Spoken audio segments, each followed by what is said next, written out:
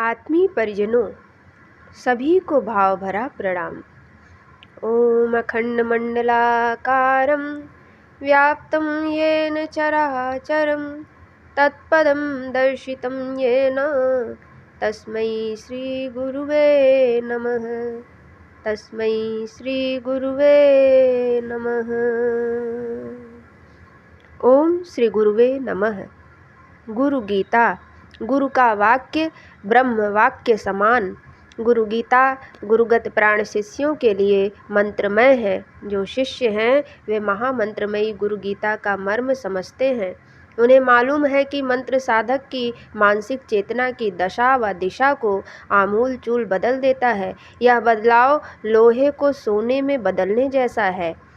मंत्र पारस के छूते ही सब कुछ बदल जाता है। लोहे की कलंक कालिख सोने की स्वर्णिम आभा बिखेरने लगती है। साधना व गुरु कृपा से अनजान चित्त के लिए यह पारस कथा अतिशयोक्ति भरा झूठ लग सकती है, पर जिन्हें गुरु की कृपा छाव मिली है वे जानते हैं कि गुरुदेव की छुअन में सारे आश्चर्यकारी परिवर्तन समाये हैं। उनकी कृपा से सारे असंभव सहज संभव हो जाते हैं। साधना का सच, गुरु कृपा का प्रभाव तार्किक विश्लेषण व गणित शास्त्र के समीकरण की सभी सीमाओं से पार है। इसका अतुलनीय प्रभाव हमेशा ही हमें अनुभव करने का नेह निमंत्रण देता है। जिन्हें यह निमंत्रण मिला है, जिन्होंने इसका अनुभव पाया है, उनके हृदय इन क्षणों में भी गदगद एवं पुलकित है। इस पुलकन के कुछ पल इस गुरु भक्ति कथा के पूर्वोक्त मंत्रों में विवेचित किए गए हैं। इसमें शिव संदेश यही है कि गुरुदेव से अधिक और कुछ नहीं। भगवान भोलेनाथ ने यही कहा है, गुरु तत्व परम कल्याणकारी है। यह मेरा शिव का आदेश है। गुरु ध्यान की सहज परिणति साफ है।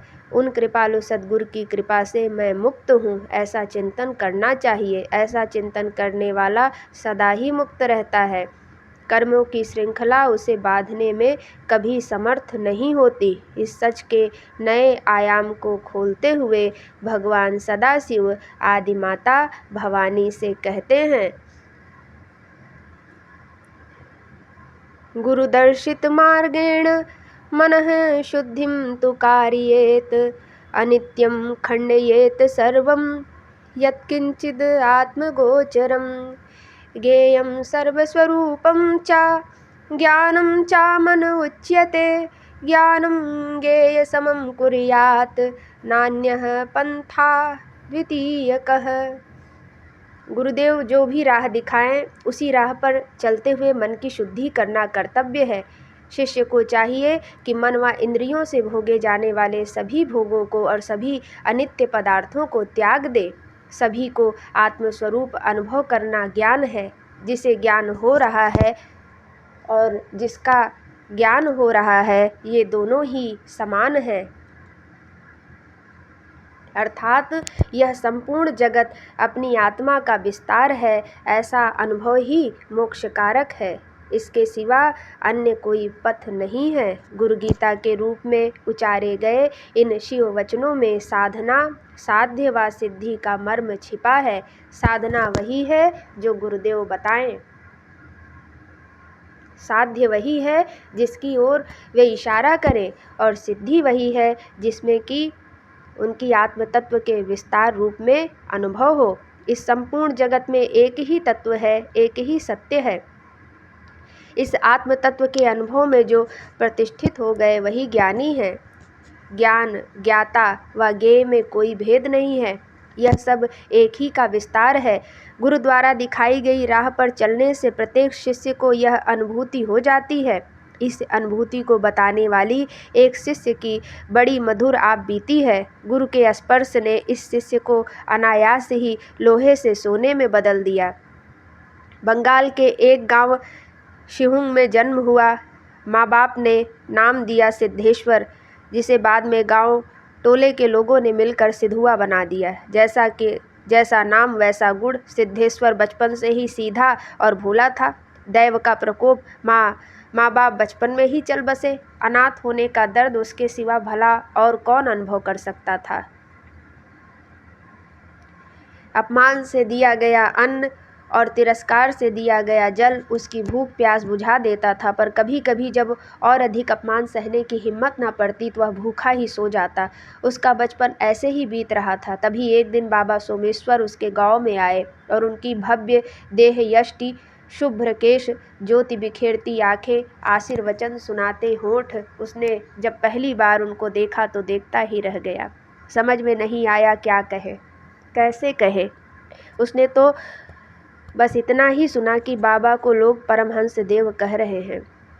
उसने जब उनके पास जाने के लिए सोचा तो किसी ने उसे जोर का धक्का दिया, पर बाबा ने अपने बलिष्ठ हाथों से उसे संभाल लिया। वह तो बस डर के मारे उनसे चिपट गया। भीड़ जब बाबा के पास से विदा हुई तो बाबा उसका सिर सहलाते हुए बोले, बेटा, मैं इस गांव में केवल तुम्हारे लिए आया हूँ।